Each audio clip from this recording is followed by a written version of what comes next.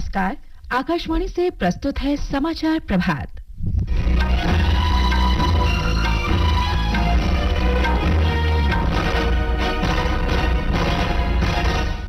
लोकसभा चुनाव के 7वें और अंतिम चरण की सभी तैयारियां पूरी। मतदान कल। हासन के सांसद प्रज्वल रेवन्ना यौन उत्पीड़न के आरोप में बेंगलुरु में गिरफ्तार। छत्तीसगढ़ में बीजापुर जिले से 16 माओवादी हिरासत में। मणिपुर में बाढ़ का कहर जारी और मुक्केबाजी में भारत की अंकुशिता बोरो क्वार्टर फाइनल में पहुंची। समाचार प्रभात के साथ मैं फरहत नाज। लोकसभा चुनाव के 7वें और अंतिम चरण के मतदान के लिए सभी तैयारियां पूरी कर ली गई हैं। इस चरण में 7 राज्यों और 1 केंद्र शासित प्रदेश की 57 सीटों पर कल वोट डाले जाएंगे। मतगणना 4 जून को होगी। इस चरण में उत्तर प्रदेश और पंजाब की 13, पश्चिम बंगाल की 9, बिहार की 8, उड़ीसा की 6, हिमाचल प्रदेश की 4, झारखंड की 3 और चंडीगढ़ की 1 सीट पर मतदान होगा। उड़ीसा में 42 सीटों पर विधानसभा चुनाव और हिमाचल प्रदेश में 6 विधानसभा सीटों पर उपचुनाव भी इसी चरण में होगा। लोकसभा चुनावों के अंतिम चरण में कल उत्तर प्रदेश की 13 सीटों पर वोट डाले जाएंगे।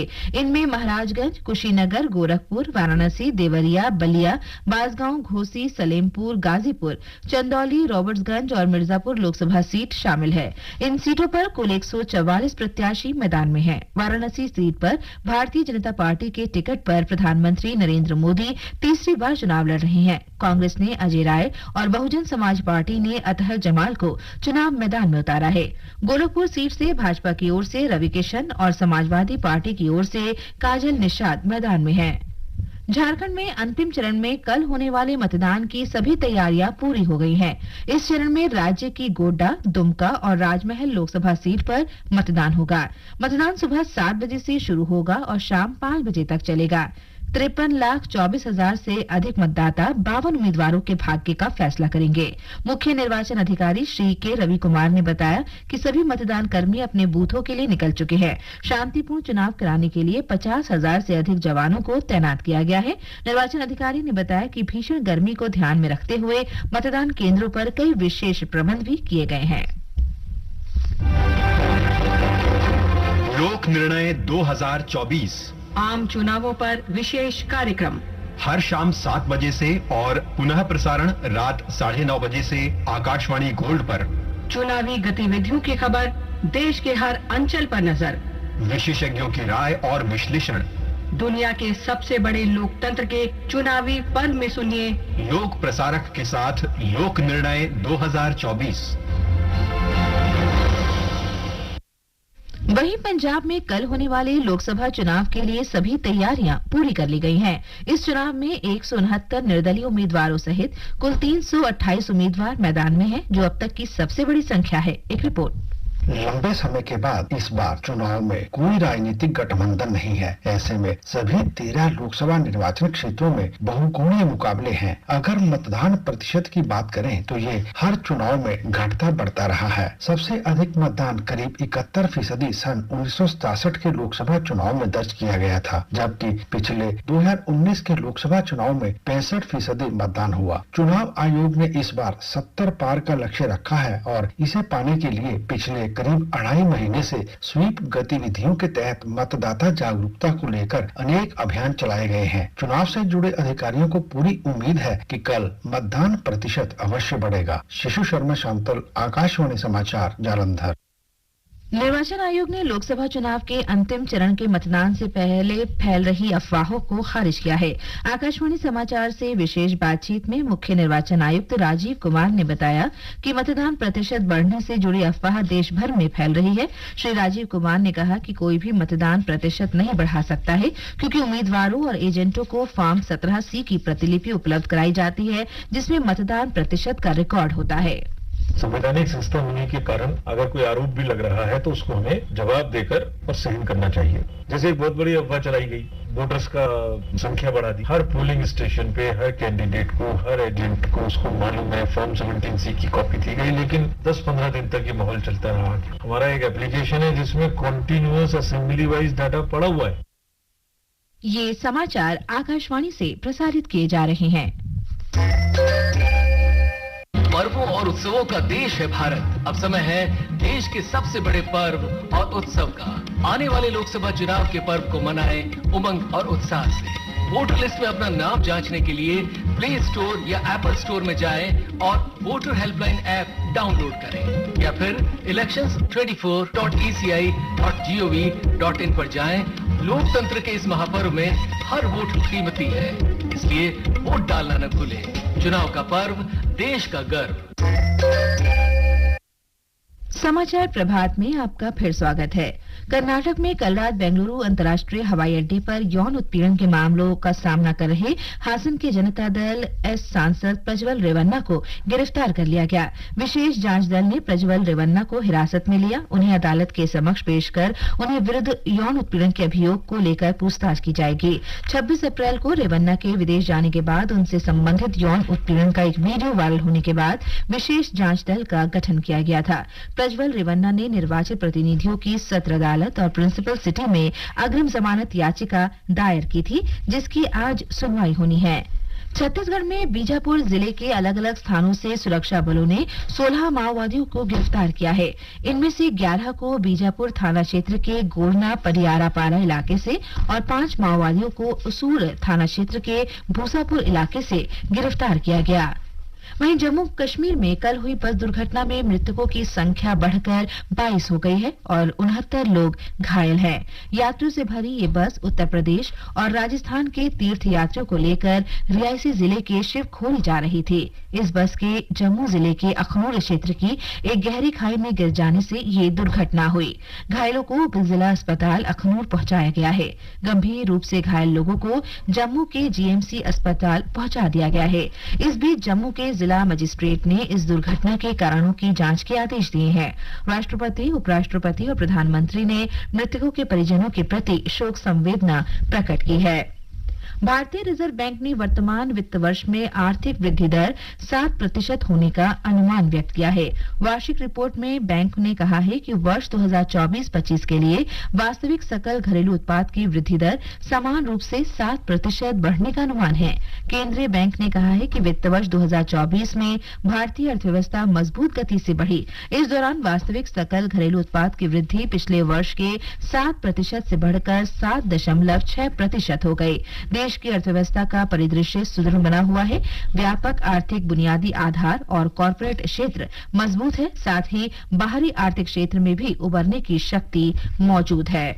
रिपोर्ट के अनुसार विदेशी प्रतिभूतियों से ब्याज आय में उल्लेखनीय वृद्धि के कारण वित्त वर्ष 2023-24 में केंद्रीय बैंक की आय में वार्षिक आधार पर लगभग 17% की बढ़ोतरी हुई। भारतीय राष्ट्रीय राजमार्ग प्राधिकरण ने देश के राष्ट्रीय राजमार्ग नेटवर्क के विस्तार और मुद्रीकरण की पहल शुरू की है। इसके लिए संयुक्त अरब अमीरात से निवेश आकर्षित करने के प्रयास किए जा रहे हैं। भारतीय राष्ट्रीय राजमार्ग प्राधिकरण के अध्यक्ष संतोष कुमार यादव के नेतृत्व में प्रतिनिधि मंडल विदेशी निवेश को आकर्षित करने के लिए दुबई और अबुधाबी में उच्च स्तरीय बैठक और रोड शो कर रहा है। श्री यादव ने भारत में महत्वपूर्ण सरकारी निवेश के कारण एक दशक में देश के 70,000 से 1,40,000 किलोमीटर तक के राजमार्ग विस्तार पर प्रकाश डाला। और अब खेल जगत की और अब एक नजर देश के मौसम पर। मौसम विभाग ने केरल में मानसून के आगमन की पुष्टि कर दी है। मानसून पहले के अनुमान से एक दिन पहले ही पहुंच गया है। राज्य में पिछले कुछ दिनों से मानसून से पहले की भारी बारिश हो रही है। केरल के सभी 14 जिले अलर्ट पर हैं। आलपुझा, कोट्टायम और एर्नाकुलम में ऑरेंज अलर्ट है। अन्य सभी जिले येलो अलर्ट पर हैं। इस बीच मणिपुर में बाढ़ का कहर जारी है। इम्फाल शहर बुरी तरह प्रभावित हुआ है। शहर की ओर जाने वाली अधिकांश सड़कें जलमग्न हो गई हैं। बचाव कार्य जारी है। लगभग 800 लोगों को सुरक्षित क्षेत्र में पहुंचाया गया है। बाढ़ प्रभावित परिवारों के लिए जिले में 3 अस्थायी शिविर पहले ही खोले जा चुके हैं। उधर ओडिशा में पूर्वी राज्य के अधिकांश हिस्सों में पारा बढ़ने के कारण सुंदरगढ़ जिले में भीषण गर्मी से 14 लोगों की मौत हो गई है। रिपोर्ट के अनुसार राउरकेला सरकारी अस्पताल आरजीएच में कल दोपहर 6 घंटे के भीतर 10 लोगों की मौत हो गई। आरजीएच पहुंचने तक 8 लोगों की मौत हो चुकी थी, जबकि बाकी लोगों की वहां इलाज के दौरान मौत हो गई। ओडिशा भीषण गर्मी की स्थिति से गुजर रहा है। समाचार कक्ष से मनोज। भारत और जापान ने आतंकवाद से निपटने के लिए संयुक्त कार्य समिति की 6ठी बैठक की है। विदेश मंत्रालय ने बताया है कि बैठक में दोनों देशों ने अपने अपने क्षेत्रों में आतंकवाद के खतरों पर विचार विमर्श किया। उन्होंने दक्षिण एशिया, दक्षिण पूर्व एशिया, पूर्व एशिया और पश्चिम एशिया में सीमा पार आतंकवाद के साथ साथ अफगानिस्तान और पाकिस्तान में आतंकवादी गतिविधियों पर भी चर्चा की। मंत्रालय ने बताया कि दोनों पक्षों ने आतंकी गतिविधियों के लिए धन मुहैया कराने, संगठित अपराधों जैसे मुद्दों पर चर्चा की।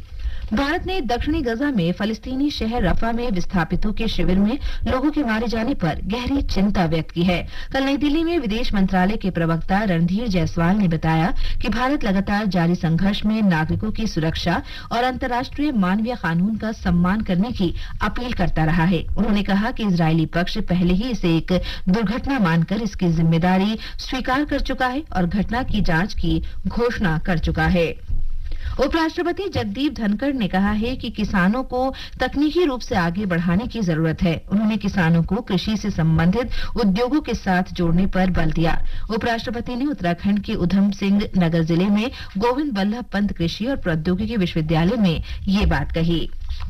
और खेलों में थाईलैंड के बैंकॉक में विश्व ओलंपिक मुक्केबाजी क्वालीफायर में 60 किलोग्राम भार वर्ग में भारत के अंकुशिता बोरो ने कजाकिस्तान के मुक्केबाज को 4-1 से हराकर क्वार्टर फाइनल में प्रवेश किया। 71 किलोग्राम भार वर्ग में निशान देव ने भी थाईलैंड के यी योंग नोएन को 5-0 से हराकर क्वार्टर फाइनल में प्रवेश किया। इससे पहले अरुंधति चौधरी ने 66 किलोग्राम भार वर्ग में जीत दर्ज करके प्री क्वार्टर फाइनल में जगह बनाई। नॉर्वे शतरंज टूर्नामेंट में भारत की वैशाली रमेश बाबू ने महिला वर्ग में अपना दबदबा कायम रखते हुए अपनी बढ़त 2.5 अंकों तक पहुंचा दी है। ओपन सेक्शन शतरंज में अमेरिकी grand master Hikaru Nakamura Bharat के रमेश बाबू प्रज्ञानंदा को हराकर शीर्ष पर पहुंच गए। सिंगापुर ओपन बैडमिंटन टूर्नामेंट के महिला डबल्स में त्रिसा जॉली और गायत्री गोपीचंद दुनिया की दूसरे नंबर की दक्षिणी कोरियाई जोड़ी को हराकर क्वार्टर फाइनल में पहुंच गई हैं। ये समाचार हमारी वेबसाइट newsonair.gov.in/hindi पर भी उपलब्ध हैं। और अब आज के समाचार पत्रों की सुर्खियों के साथ है रवि कपूर। धन्यवाद फरहत। लोकसभा चुनाव के 7वें और अंतिम चरण का प्रचार कल समाप्त होने की खबर सभी अखबारों ने पहले पन्ने पर प्रकाशित की है। जनसत्ता की सुर्खी है, अंतिम चरण के प्रचार का शोर थमा, मतदान कल। प्रधानमंत्री मोदी, अनुराग, कंगना, रविशंकर और चन्नी मैदान में। राजस्थान पत्रिका लिखता है, आखिरी मुकाम तक पहुंचा चुनाव, प्रचार समाप्त। मोदी बदलते रहे मुद्दे, राहुल हर बार वही वार। भीषण गर्मी ने उत्तर प्रदेश के 164 समेत 227 की ली जान। अमर उजाला की सुर्खी है। वहीं हिंदुस्तान लिखता है, दिल्ली में 2 दिन लू से राहत देगी बूंदाबांदी। नवभारत टाइम्स ने दिल्ली में आग लगने की घटनाओं की खबर आंकड़ों सहित प्रकाशित की है। पत्र लिखता है, आग लगने के मामलों ने बनाया रिकॉर्ड। दमकल विभाग को 200 से ज्यादा मिली कॉल, इनमें 183 आग की। प्यास बुझाने को पसीने से तरबतर दिल्ली।